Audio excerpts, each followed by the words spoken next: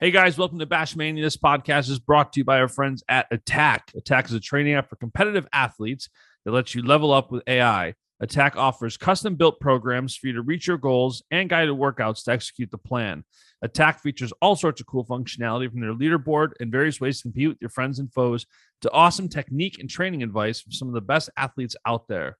From Jordan Burroughs and Sarah Hildebrandt to Reese Humphrey, you name it, this app is loaded with golden nuggets to increase your training and athleticism. The Attack preseason college showdown is 2/3 of the way through, and I actually just saw this morning that Trent Hidley won October. He's crushing it. Be sure to follow Attack and Trent and others participating in college preseason showdown and get an inside look at the app and those training with it. Download Attack on the Apple App Store today and follow them on social. They're attack.app. That's ATAC. Download the Attack app today. Baschamania 184 coffee. What did I just say? 141. 184. We're heads on the college wrestling season right now. Yeah. College wrestling season did start. Coffee Cenzo's back. Martin's on today. Martin, do you still follow wrestling like aggressively? I follow. I like it. I like wrestling. My son's wrestling now too, so I'm a little bit more dialed in, and it's fun. Does he get good grades, take AP classes? What? Does he get good grades and take AP classes? Right now he's in third grade, so perfect. So he'll be set. He'll know exactly what to do when the time comes. Yeah. That's Stanford recruiting. I asked Cenzo about one guy. He's like, "Oh no, his grades, nope, he's not even close." Did I hear you're coaching wrestling too?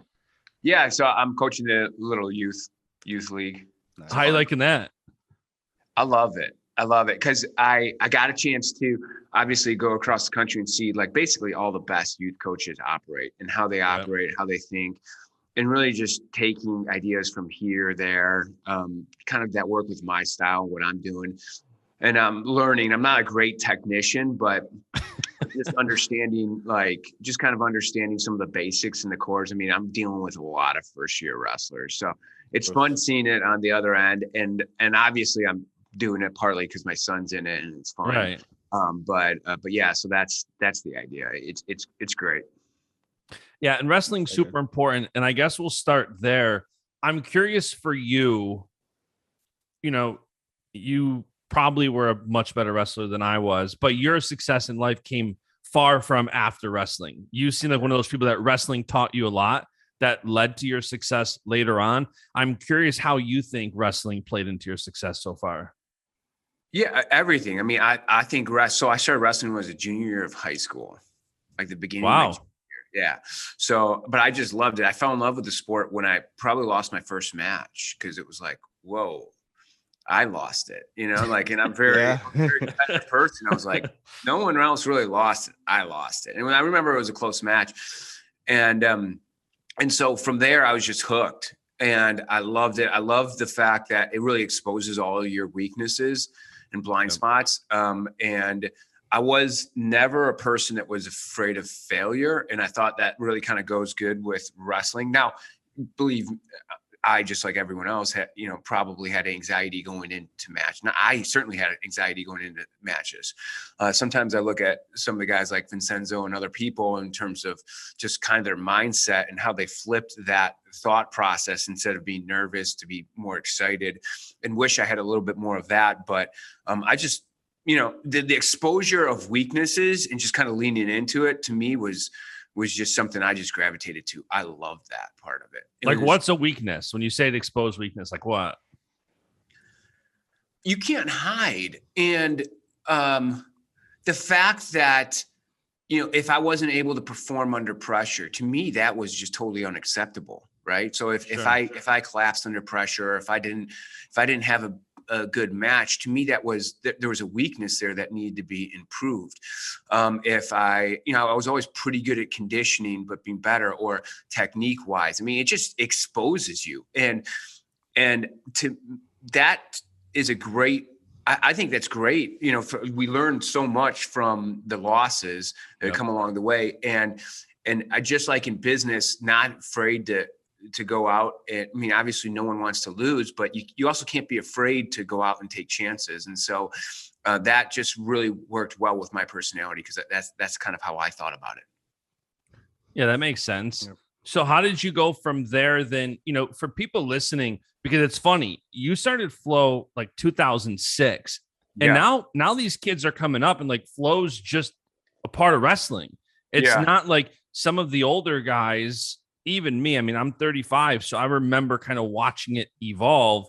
When I was in high school, I graduated in 2004, there was no Flo. So I kind of watched it, but these kids come up now, they almost don't know who you are or what life is without Flo. You obviously started Flo Sports 2006. What was that bridge between starting wrestling as a junior in high school and launching what turned out to be, one of the biggest platforms in the sport? So I always thought I didn't care. I started junior year of high school. My mentality was I could still be a Division I All-American or NCAA champ. Looking on it now, that is pretty aggressive. It's hard to do. That's kind of hard to do when you don't have the muscle memory and a lot of other things. So looking on it now, I was like, dang, I didn't do half bad, just making a college team, right? Right. Division I college team. But to me, it was like, I still could have done it. I could have cracked it. To me, it was a box. It was something that was unsolved. Like I wasn't able to solve that riddle, but the solution was there. I just wasn't able to find it. And why wasn't I able to find it? Because, there wasn't enough. If I had more access to more information, maybe I could have found it. And so I almost kind of thought, I'm going to create content that I love. I'm going to create content that I wanted. And so that was just a driving force behind it, because my college career was a failure, quote unquote, right? And so I didn't do what I wanted to do, and so it was just creating content that I wanted as a start, and that took me only so far, right? Because I remember as I went up to Cornell. And so I'll tell you. So I went up to Cornell and was talking with Rob Cole. And Rob Cole's like, I heard he's a douchebag. I went up to Rob Cole at Cornell, and Rob's like, and at the time I knew that if I created a product that everyone loved, I'd figure out a way to make money second. I didn't have to worry about a business model right off the bat. I just believed if I create a product that everyone loved, the economic model would come second. But he's just saying. He's saying, like, dude, what is your economic model? And Rob was awesome because, to this day, he put me up in a hotel, or I may have slept in my car. He put me up in a hotel, and then he bought me a filet mignon, like at the hotel, like order in, because I just came back from Baku, right? I went to 2007 World Championships, and right when I came back, and I was just freaking exhausted, and he bought me a filet mignon, room service at the hotel, because he used to see I was exhausted. Dude, that was pretty good. That's something you remember. That was a nice little investment there by Rob, because I was just like, man, this dude ain't half bad. He knows what he's doing, man. It was very thoughtful. Period. Right. No matter what, like the dude understood, and he was very thoughtful. Just about what I was going through, but he also said, he's like, you have to have an economic model. What are you, a socialist? You got to have an economic model here. And I was just kind of going off of like, I'm just going to keep building something that love, and the economic model will follow. And I think that's a good advice for a lot of people in terms of following your passions. But eventually I had to find that economic model, and we were able to find that economic model. And that's when really the whole thing took off, and we were able to invest way more into doing cool things. Do you think you would have had a different career path if, when you started Flows 2006, and you said something that's like what people are saying now, I want to create content that I like, that I would consume.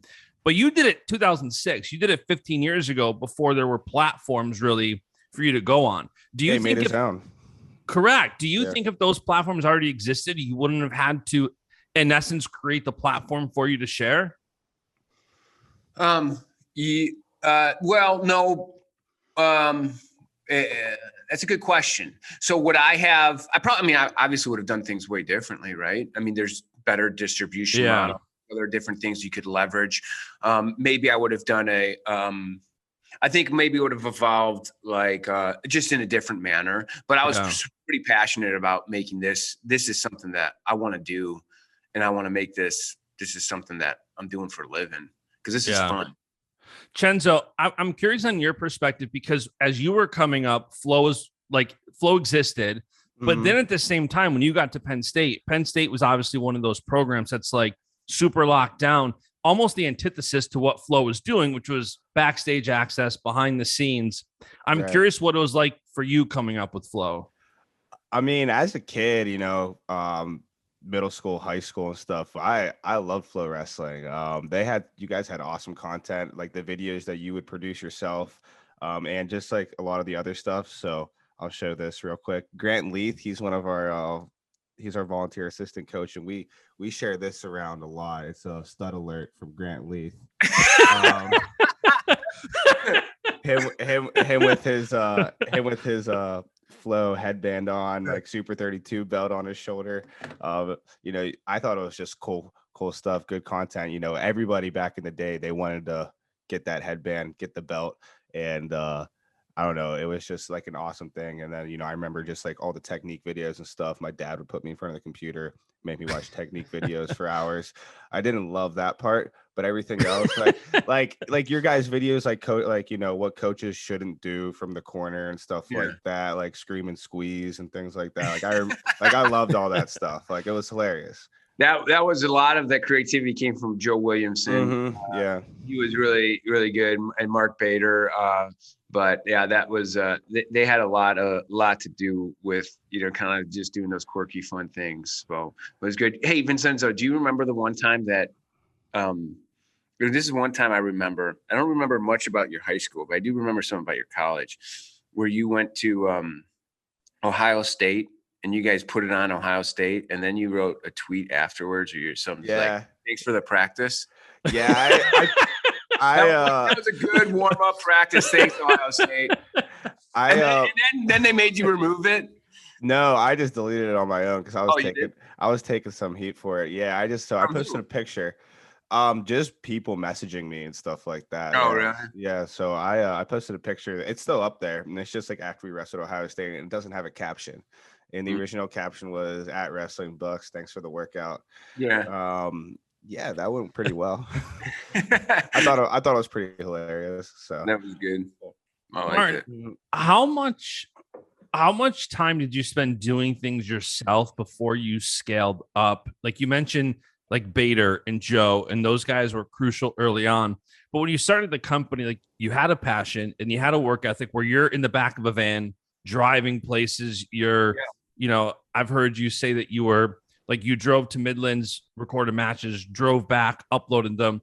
How long did you do that? Like, as much as you could yourself before scaling up? I feel like now everybody is so quick to want to just hire and do less and like kind of play CEO rather than like take hands-on approach to it all. So I probably hired ahead of where we should have in terms of an economic model, just because it was so much work and I had so much ambition. So I wouldn't say, looking back on it, I would say if there's definitely critiques, of course, on how you build something in terms of building it better. And in that way, it could have been a lot better in terms of just the methodology, in terms of how I built up and made sure I had an economic model beforehand. But I really did believe that if we built something cool, we would figure out a way. And if we had the right people on board, it'll happen. And so probably hired too early, given what our economic model was at that time. And so, because we didn't have an economic model. I mean, it was advertising, and I hated advertising. Were you out getting the sponsors, getting the advertisers? I was trying, and to me, it was just, and now I can articulate why I didn't like it. But at the time, I couldn't articulate it. Just in my gut, it didn't feel like the right thing to do for a lot of different reasons. And now I can articulate it. It's like, I didn't like it because it really did affect the content.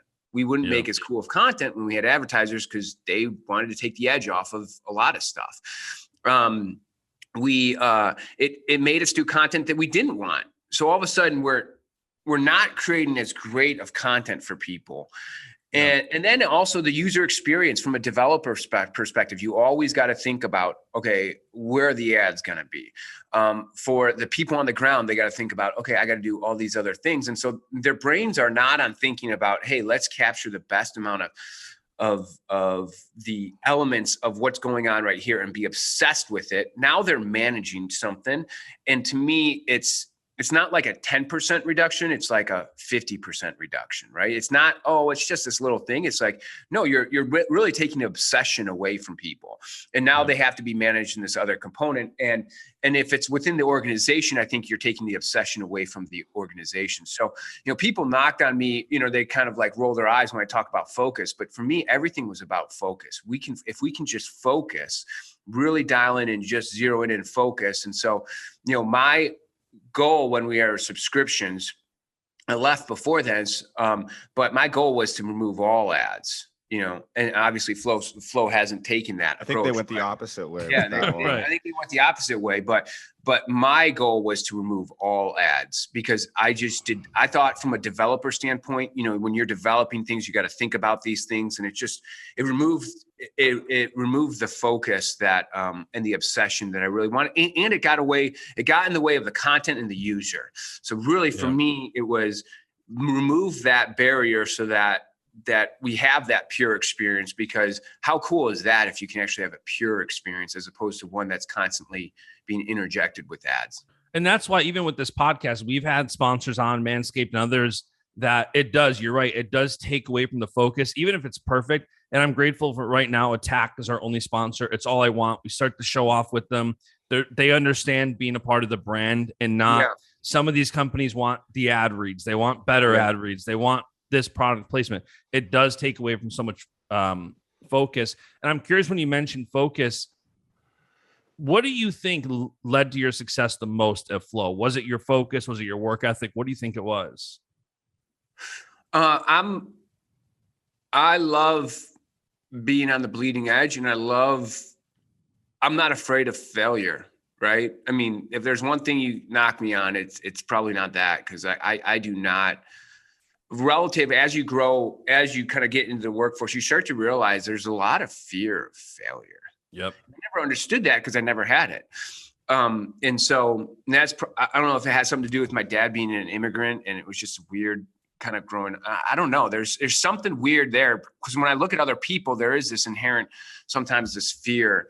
And I guess maybe I have a little, I just don't have it relative to the general population. So I think that allows me to innovate. That allows me to really think about, hey, let's lean into the future. Let's not try and protect. Let's lean in. Let's give more. Let's do more. Let's figure out other ways to create value. I'm obsessed with creating value for the parties at hand. I'm also, I'd say, not afraid of confrontation. So, I will lean into confrontation and hopefully, it's not a negative term. It's a term of, hey, let's address the problems that are on the table and let's figure it out, as opposed to let's let them fester and go beneath the surface. Some people are really concerned about that. Yeah. Also, their personalities are not that direct, right? So, and that's fine too. You have to be able to work with those people, because people have different personalities. There's all different types of personality types, but being able to get to those and dig for them, because sometimes you have to dig for those problems. You see someone walking through the hall, and you go, something ain't right, and just being able to, okay, I want to go in and dig in on seeing what is actually the issue. So, I mean, that's it. I'm obviously not perfect. I'm sure there's plentiful of critiques on how to get better. And I'd love to hear those, but I do hear them, but yeah, those would be my story. When you left Flo, what led to starting Rokfin? Because, it's funny you mentioned in 2006 and your focus on content creation, and it kind of came full circle, now launching a platform that really benefits the content creator. And being on Rokfin now for, 10 months, it does. Like, I see sometimes how much Ray tokens are generated or something. I'm like, wow, that really is good value. But what led to starting Rokfin after you left Flo? So I started to realize, in the marketplace, and just based off my experience, that the people that actually create value on networks are actually getting locked out of a lot of the full value. And there's just a massive better way to do it. And so, what is commonly determined as Web 3.0, right? Today is I saw that. I was like, this is insane. The fact that people are getting locked out of the network value that they're creating. So essentially what that translates into is, you have this community that comes onto a platform, and over time, the platform that owns the network that they're on has more leverage over that community, and they can extract more value, even though that wasn't the spirit of how they came on, right? When they came on, everyone was collaborative. Everyone's like, hey, let's go do this. Let's build this. Yes, we need this, right? But as time goes on, because of how networks are formed and how they develop, because the platform owns the customer and they own the data, they're able to extract more value from the people that are actually producing on the platform. And those people that were originally on, they need the platform for distribution now. They say, oh, shoot, we actually need to be on here. And the platform knows that. And so they're able to extract more and more value out of the process, right? And so for me, that felt like, wait a minute, that wasn't the spirit of how everyone came on. That's not how this thing was supposed to be developed. And so for me, it was like, okay, there really needs to be a new financial vehicle to distribute to the people that contribute to networks that allows them to get a stake in the network. Now, a stake that they can cash out or they can decide to keep. And making sure that the full value is rewarded to those networks. And so for me, that was like, and I probably couldn't articulate it like that, Justin, but that was what I felt. I'm like, was that right when you left Flo that you started thinking about that? Because I mean, you obviously made a lot of money. I'm sure you traveled a little bit. Like, was it something that slowly developed, or was it something that was always kind of on your mind and heart to do? It was, so after, I don't know if you remember, but I was starting to read like, just the Bitcoin white paper, starting to understand blockchain. I was starting to understand these different components. And then after I left, I really got to really dive deep into it, read books on it, sit and think. And then I met our head of operations right now, and I started talking to him about it. And I started to, talk to other people about it and really just process this feeling I was having. And so it was a couple months, but at the same time, my personality is not hey, let's go sit on an island for 6 months. I don't find enjoyment in that. That to me, that's not fun. To me, what's fun is being in like, to me, innovation is kind of like wrestling. It's sometimes really hard. It sometimes sucks. Sometimes, you have to get in there and jump in there and it's not comfortable, but in the end, you're always glad you're kind of doing it. It's fun. It's rewarding. So that's where my personality was. And that's kind of why I jumped into Rokfin a few months after I left Flow Sports. And you were like 12, 13 years older when you launched Rokfin versus Flo. How different was your perspective, or even the same from a company standpoint, running a company, being the co-founder company, running it for so long, and then starting another one? How different or the same is your perspective? Totally different. You understand way more. You've gone through the process, so you see, kind of how things go. And there was still a lot of challenges. So the way I'd explain it, because we were entering in a field, just because we're in. For those of you who don't know, there's the compensation, the consumer doesn't see it, but the compensation protocol that we rely on is based on blockchain, and it's based on an ERC20 token, which is based off of Ethereum, essentially, where all the content creators are distributed that token instead of cash, but they can cash out that token when they want, right? And so, but there's reasons for that, because we think that token is better financial vehicle, better than cash, and equity is not a good financial vehicle to distribute value on network. And so because of that, we're attracting more creators on the platform that can actually earn a multiple on day one to the cash value that they bring to the table. And so by kind of closing that gap, we think we have a massive competitive advantage in the marketplace. And so that is the technology we're based off of. But when I started Rokfin, Web 3.0 was 2.5 years younger, 3 years younger, right? So it was like no one knew how to even talk this way. No one knew how to describe the things I'm describing. I didn't know how to describe. We're all just, it's like you're in a dark room and you're searching for things you don't know where they are, and you got to try and figure out where everything is, as opposed to walking in a room, flipping the lights on. Well, that's what it was like when I started Flo. It felt like I was in a dark room. I didn't know where it was. But now with Rokfin, I at least had the understanding of the business component, but I still had that dark room where I was like, shoot, I don't know exactly how these things are working. We got to figure these things out. And in the process, we developed multiple patent IP around what we're doing, and just getting our hands dirty and figuring out that also is thrilling to me. I mean, it's scary at times, but it's thrilling. We need to get Cenzo on there creating some content. I see Cenzo just sitting back, the wheels are turning. we tried it a bit ago, and then nothing ever came about it. But yeah, it's tough being a content creator. It's tough, right? I mean, that's why if you're good, you're gonna. That's why you're heavily sought after. But it's very tough to create content, because not only do you have to understand how to create content, but you also have to, either you or someone around you has to be a good marketing of that content. Yep. And it's the combination of doing those two things that's difficult. Yeah. And I'm curious too. So obviously the Flo versus Rokfin, like that whole trial brought so much eyeballs to, I don't want to say the battle between Flo and Rokfin, but I think like the difference between the two. And I think where I love Rokfin is it, number one, it's not just focusing on wrestling. It's focusing on individual content creators. And because of you and your background, there happens to be so much within wrestling. But I'm curious what you would say is the game plan for Rokfin moving forward and where you see it going. So the game plan for Rokfin move. Okay, so we got a lot of cool stuff. So, one of the.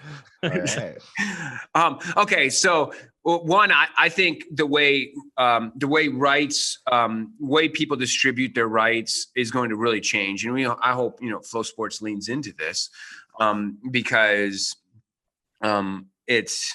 Yeah, I mean, to me, it's. You say I've made a lot of money, Justin, off Flow Sports. I actually haven't exited my position in Flow Sports. Right. So I hope Flow Sports does good, but they're going to have to lean into the future. Right. And lean into the future is distributing events in a different way. And so they're a media company. They go out and produce events, and they have a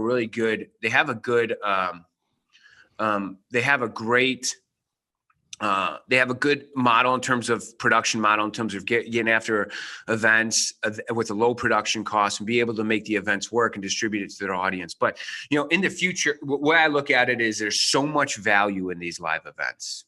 There's so much value, and the rights holders, they have to be a part of the process, right? They have a lot of value underneath of what they're doing. Now, these rights holders can't realize the value for a lot of different reasons. But now we are opening it up so that the rights holders and media companies that own the rights can actually capture the full value, because I would even argue that Flow Sports doesn't even capture the full value for itself. And so what we are going to do, and what's actually going to occur is, I don't know if you guys heard, the Collegiate Duels now is going to be distributed by Frank Papalizio's group, and it's going to be distributed on Rokfin, right? He decided to distribute it on Rokfin. And what actually has happened is all these teams are now getting into pools, and the first place team is getting a large percentage of the value that is earning off the media. That's awesome. Now you have teams like, of course, you have Iowa and Penn State are on there, but you also have Cornell, you also have Missouri, you also have NC State, you also have Arizona State, right? And now all of a sudden these teams are able to actually partake, and their schools are able to partake in the full value that their events are generating. And that value doesn't just end December 21st when the event ends. It goes on for the next at least 5 years, where they're getting royalties based on the value that they bring to the table, right? Because they're helping to bring a recurring revenue stream to the platform. And so they get built-in royalties that get distributed for the next 5 years. And then guess what? This year ends. And if Frank Popolizio decides to distribute the event again on Rokfin, he's going to continue to get, the next year, there'll be next year of 5-year royalties that get for the value. And so as events are starting to realize the full value that they bring to the table and that they can get a whopping portion of a lifetime value, and that Iowa needs Penn State needs Iowa. I know those fan bases probably hate hearing it, right? But that's the truth, right? Oklahoma State need all these top tier, they're more powerful together, right? Yeah. But of course they don't like each other, but that's part of the drama. That's part of the greatness of the wrestling. And as they work in concert, they all get more. And this, through the collaborative efforts, they're really able to monetize it in a more effective manner. And so that's happening. And those teams that have the bold guts to participate in the first year are now going to be able to participate and get that. And now on top of that, there's this ongoing royalty stream that's going to be in perpetuity that these people can tap into to help bolster the program. Because my thesis is that there's a whole lot more value in wrestling than anybody even knows. And that it's really, even today, untapped in terms of the potential economic value. As long as it's reinvested back into the sport, it can be massive. That's pretty wild. I'd say so. This is obviously a wrestling podcast, so we won't dive too far into crypto, but I'm curious. You see a couple people that their only hesitation to joining Rokfin is that they don't understand crypto, right? Yeah. They don't understand cashing it out or whatever. Where do you think crypto plays a role in either slowing the growth or accelerating the growth of a platform like this? Well, you get a multiple. So if you come on today, because there's a forward-looking vehicle that's capturing your value for the cash that you bring in, you actually get a multiple of the cash you bring in. And people, it's hard for people to understand that process, right? But because Ray tokens is a scarce token and has a deflationary minting cycle, over time, less and less of it get minted. Yet the platform needs Ray for us to fulfill our obligations to all the rights holders and all the channels that are on the platform, right? All the media companies that are distributing for the rights. Anyone who is distributing copyright, we have to have Ray on hand and verifiably spend it or burn it. Right. So we verifiably say, hey, look, we've taken $10 of Ray that we've gotten from your $10 money. And so what happens is that people go, oh, okay, you guys had about 2,500 subscribers last year, and now you have 25,000. Okay, what's going to happen over the next year, right? And they say, oh, okay, and there's a scarce amount of this, Ray. That means the platform's going to need a whole lot more of it if they're going to continue on moving forward. So all of a sudden, there's this forward-looking value with Ray, right? That allows the content creators to partake in the multiple. Right? Because now people are saying, you know what? I think Ray's going to go up because the platform's going to need more of it. So they're doing the bidding. Yeah. We're not controlling the price of Ray, right? And as more platforms come onto the ecosystem, they're going to partake. They're also going to drive the demand of Ray, right? So it becomes more and more scarce. So the fact that it's a new economic model that really captures the full value is 100%. It's going to be an accelerator for communities that lean into this. And that's why I love that wrestling's doing it, because wrestling is going to be on the bleeding edge. They are going to be the beneficiaries of this moving forward because they're moving into Web 3.0 more than anything else. I don't think there's not another NCAA sport that is as tied into Web 3.0 as wrestling. And by joining early, because this is a 1,000% better way to do business. And this is the future. Marketplace networks, where there's a supplier and then there's a consumer, right? So you can kind of think of Uber and Airbnb. You have the house owner, you have the consumer. Uber, you have the driver, you have the rider, right? YouTube, you have the content creators, you have the consumers, right? And so anytime there's a marketplace network, the supply side right now in current marketplace networks do not get to partake in the full value that they bring to the table. And especially in the early life cycle of these networks, there's so much value that the platform is hoarding, right? And so, our view is, dude, there's enough value to go around. Let's just give everyone let's give everyone the accurate value, not more or less. And if we do that, we're going to attract more value. And as we attract more value, the network's value goes up exponentially, which we get to partake in, but also the other creators get to partake in. So everybody gets to collaborate around this value that's moving forward. And in the next 10 years, it's all going to be about market efficiency. Are you rewarding value in an accurate way? Not more and not less. And if you are, you're going to be attracting more valuable contributors to your network. And therefore, your network is going to go up exponentially just because that's how networks work.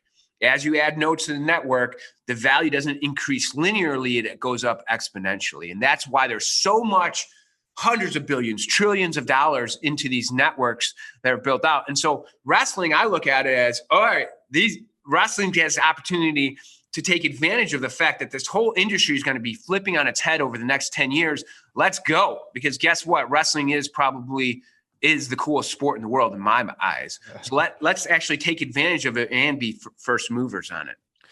Do you think that it sounds like to me, because I've talked to some people that were hesitant to get on to Rokfin because simple minds, I don't know how to cash out or whatever. Yeah. But it sounds like there's so much value that people are just like, whatever, I'll figure everything else out later because this is too good to pass up. Well, to me, it's like you're going to have to do this in the next 10 years. You're going to have to go into crypto in some form. What we do with content creators is we hold their hands through it. We say, this is how you cash out. This is what this means. This is what a wallet means. This is how you set up a wallet. This is how you protect your wallet. Like, this is happening in the next 10 years. You can either wait 10 years and not take advantage of the wave, or you can do it now and have someone like us hold your hand through it. Okay. Now, that doesn't mean there's not risk on your end. You still got to be able to hold your keys. That means you can't just send your tokens anywhere. Like, you have to take responsibility, but there's risks, but there's massive rewards if you're responsible in how you do it. And so to me, it's like, okay, of course, there's difference. And I'm not saying, Justin, this is 1,000% perfect. We would like to have more liquidity. We've gone up our liquidity about 8x. So that liquidity means kind of getting your tokens out and not moving the price. So, and when we first go, and that was a major problem, we've improved it. I'd still like to go another 10x more. Right? So that there's hardly any movement on price. Even if you want to sell 50,000 or 100,000 or 200,000 tokens, right? But we're not there yet, but we're building and we're just grinding month after month and just making the snowball bigger. So I'm excited, and I think we've made massive headway, and we have way more to go and a lot of key things that are falling in place here. What did you think of hitting 25,000 subscribers this weekend? It's great. I mean, I'm notoriously like always, okay, that's great. What's next? Yeah. So I have to slow down and celebrate and say, you're gonna go kicking on an island for a few months to celebrate. What's actually one of the coolest things is our free content is going off the charts too. So our user base is now. So one of the things that early networks always trade off is they usually try to make up for distribution by giving more early on. And that's kind of mapped to the Ray token, how it mints. And so, but you sacrifice distribution. But what's cool to see what's happening is how fast we're getting bigger and bigger distribution, more users signing up, more users consuming content.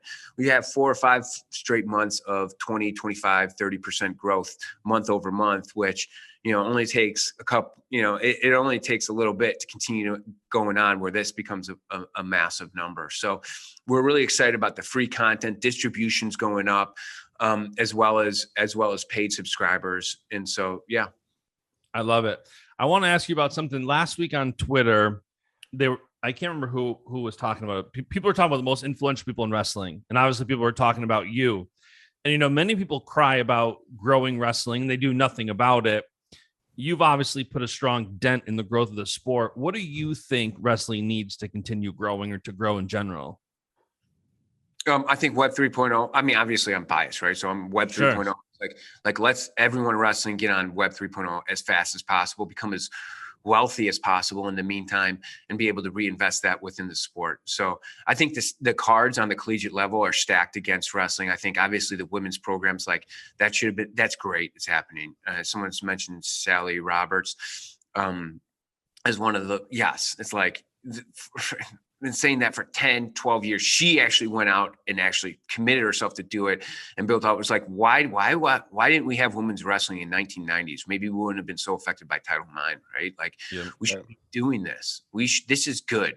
This is great. So like growing in women's wrestling. But I think, just continue to figure out economic models in the sport, solving problems. And if there's more money in the sport, there's more time for people to solve problems. I'd say also like little things, right? Like, when I went to a tournament the other day, right? And I got there an hour and a half ahead of time. Monroe weighed in. This is 2 weekends back. And then we waited 2 hours to wrestle 3 matches. I'm like, what the And yeah, like, that's about right. And no one, but hold on, and like he was wrestling kids that were 11 years old and 10 pounds heavy. And it's like, didn't matter the weight. They could have just put him up against the wall and said, okay, you guys kind of look around. Okay, you guys go. And we could have gotten out of there in 45 minutes. Instead, we spent 3-4 hours. I mean, I know I've heard like Adam Terapelli talk about this when he, other people talk about this, but now they experience it. It's like, that's a massive friction point for, I mean, you're talking about the early entry of people. If I didn't know and love wrestling, I'd be like, get the freak out of here. I ain't doing this again. But because I know wrestling, I'm like, okay, we can change, but like there should be a tournament. We should train, like there's accreditation. Like I got my Safe Sport thing, right? It's like, there should be like, if you're going to run a tournament and you're going to do it and it's going to be a accredited USA Wrestling event, like you, or New Wave event or whatever event, like you should run a tournament this way. This is how you run a tournament for youth. When people come in there, it's this, and like that problem should be solved because that's a massive friction point. That's a friction point. Like, this is like, so when I look at different things like that, it's small, so someone on the collegiate level is thinking, well, I got to deal with Title IX, they're thinking of these mountains. I'm like, yeah, but this friction point could be they could be 15% more attrition rate or 20% attrition rate. But if we just fix this, maybe people start to love it more. Right. And so those like problems after problems need to be solved. Right. And you get a compounding effect when you do it. It's not the end all be all. There's 20 other problems, but having an innovative mindset within wrestling to continue to improve those things is great. Now, went to another club and that's exactly how they did it. They lined all the wrestlers against the room. They said, boom, you guys are going.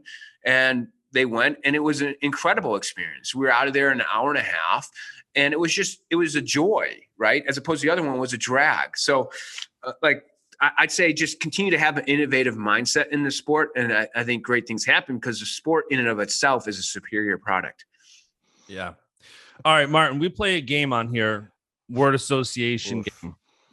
Only when Cenzo's on here. So it's always fun. He's a busy guy now. So I'm grateful when he comes on still. We're able to do this. So the way it works, we each throw a word at you. We each have 3 words. We'll throw a word at you. You just say the first thing that comes to your mind. Don't overthink it. Yeah, just say it. It's best when your gut reacts. Oh man, you're really trying to take filters away from me on a live podcast. All right. Yeah. All right. So I'll start. My first word. You're gonna start. All right, you start. Go ahead. I think we both have the same first one. That's why. All right, you go first. All right, my first one is Christian Piles. Oh man, I totally did filter that first word.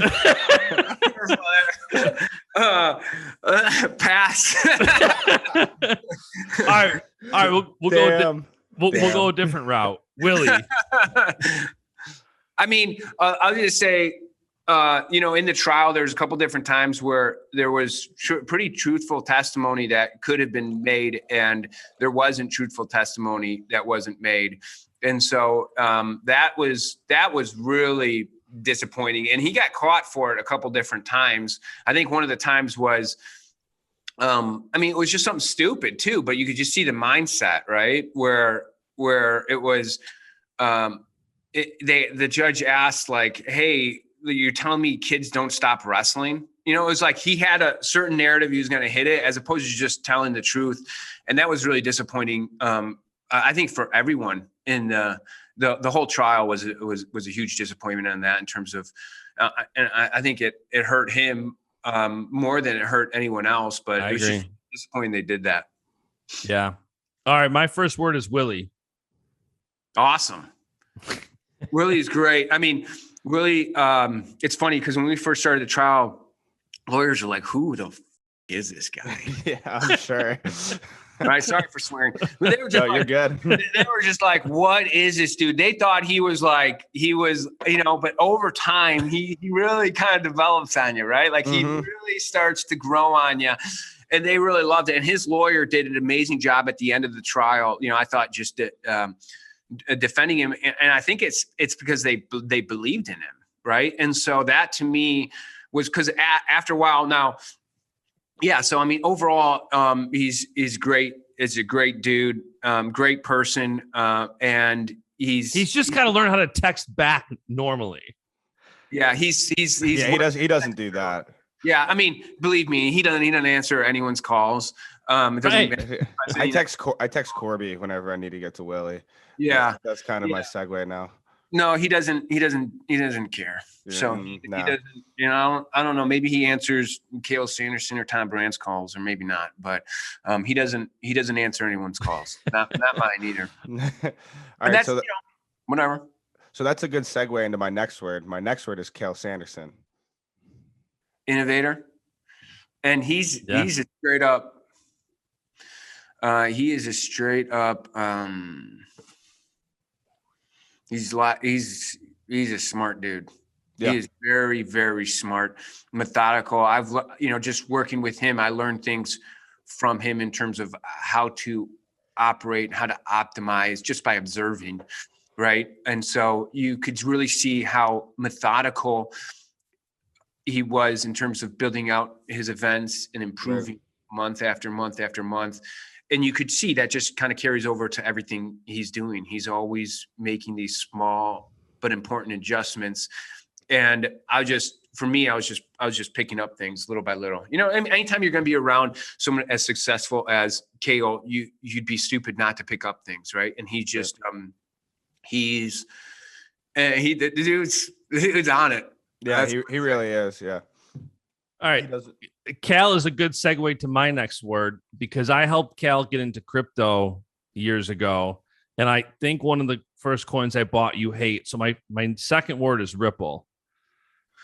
Yeah, Ripple's so one of the things you learn around crypto. Okay, so I was supposed to come up with one word. Scam. What was the word? Scam. Ripple, the token. So, well, I mean, I look at things as what's their utility, right? And so when you look at the actual utility of Ripple, I mean, it goes to show you how much you can accomplish with branding, marketing, and using and being really smart around microeconomics around the financing in terms of blockchain and just kind of connecting it all. But like Ripple's use case is very, very narrow, and it does not just, and you know, the vast amount of tokens that they have, like, so you got to look at projects. Everything's, you know, underneath the surface. You got to look at the devils in the details, right? More so, or just as much so in life as in crypto, right? And so Ripple holds an insane amount of tokens. So they hold a vast majority of, they centralized control the vast majority of supply. Yeah. And so, you know, they can flood the market. They can not flood the market. They can tighten the market. They can do a lot of different things with their market because people think, oh, Ripple, this is something I have to get into. And so then they just because of a brand, just like, if I'm going to do in crypto, I might as well put some in Ripple because it's so big. But really, the use case is very small on Ripple. I don't get it, and I look at it, and if I'm looking at something and I don't get it after a long time, I'm just like, this doesn't work. And I don't think, even on a conceptual level, right? I don't have to understand the mechanics of everything, but on a conceptual level, to me, the price. Now that's not investment advice. The price I think went up yada yada. I don't give a shit. I don't touch it because I don't believe in it, and I think it's a scam. It's a house of cards. Yeah, tell me how you really feel. That was a good one word answer. Yeah. Yeah. All right, Cenzo, your last word. All right. I wasn't sure about this one, so I'm just gonna rip it anyway, and it's Flow Radio Live. No, I'm sticking with the same themes here. Well, I mean, shoot, I have to be careful on. I just have to be careful in terms of how I'm saying things. Still in the middle of the lawsuit. Is that still not over yet? Well, we won. Oh my gosh. Hands freaking down. Won. Yeah. And it's one thing too, guys.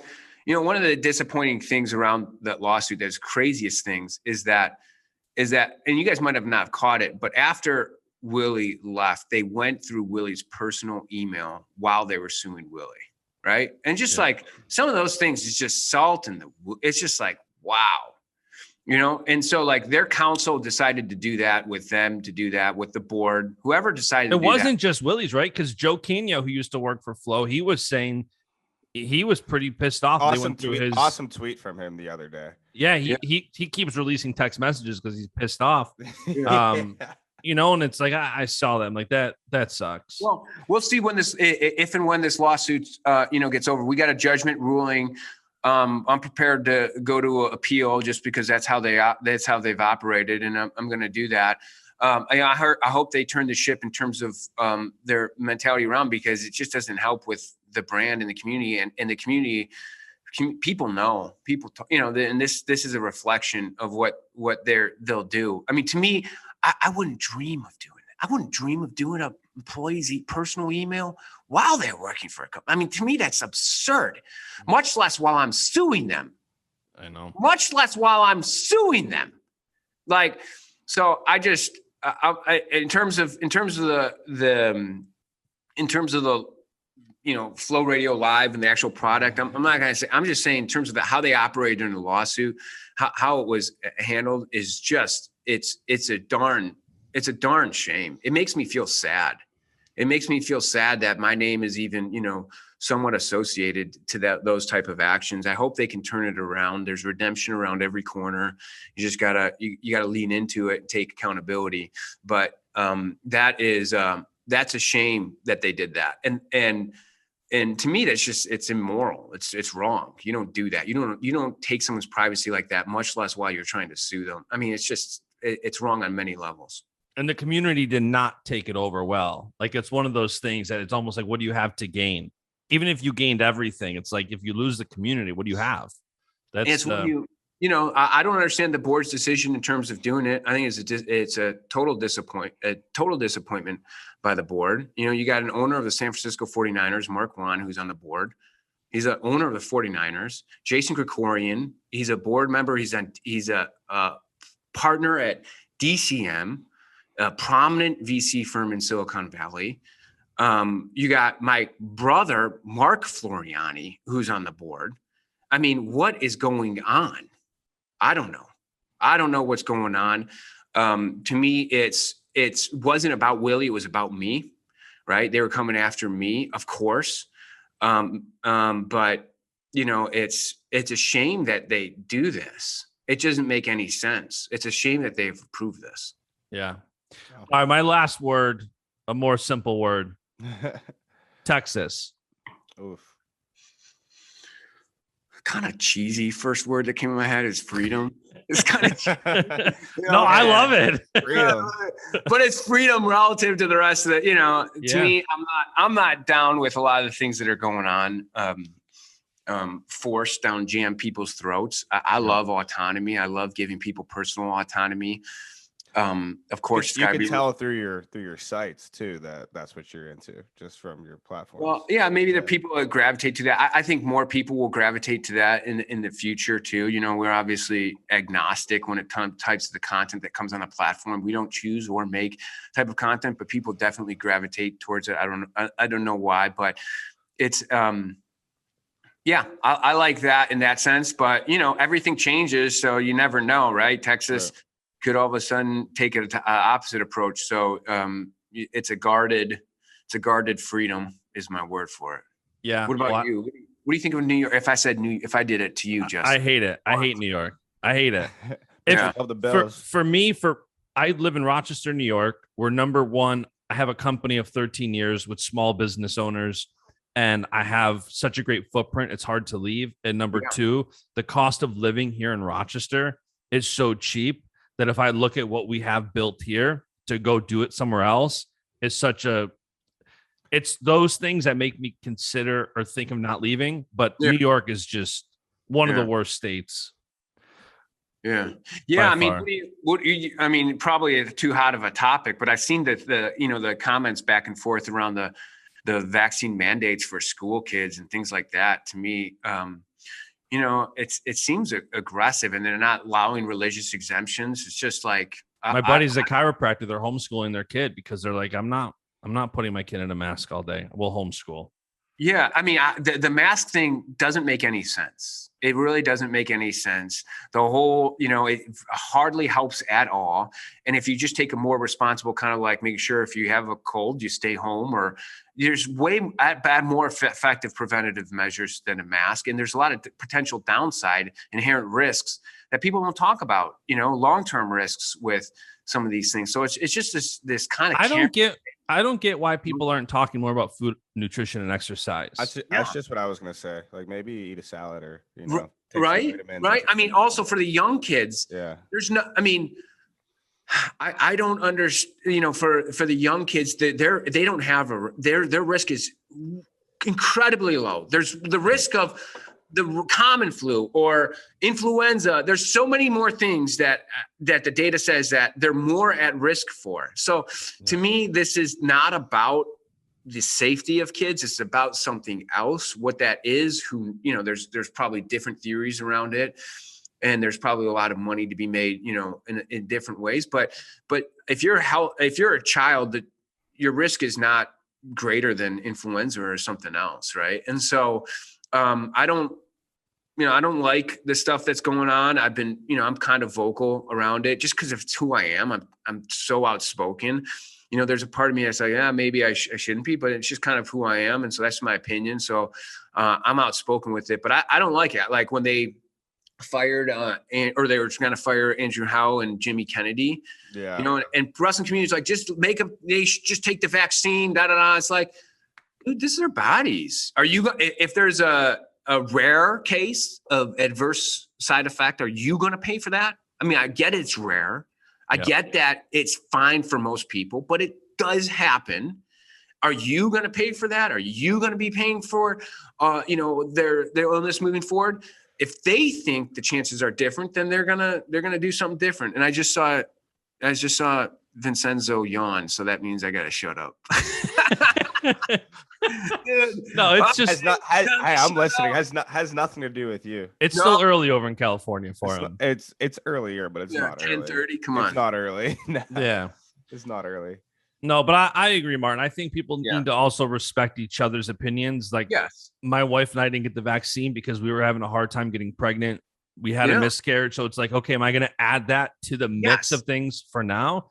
And, it's like people are just so aggressive, but I think it's important to be vocal. So, Martin, that's most of what I have. Do you have anything else for us before we let you go enjoy your freedom in Texas? No, I don't get anything else. Thanks for having me on the show. It's been fun. Awesome. It's been real fun. Guys, have a great day. We'll all chat soon. See ya. Awesome, man. And the beat goes on.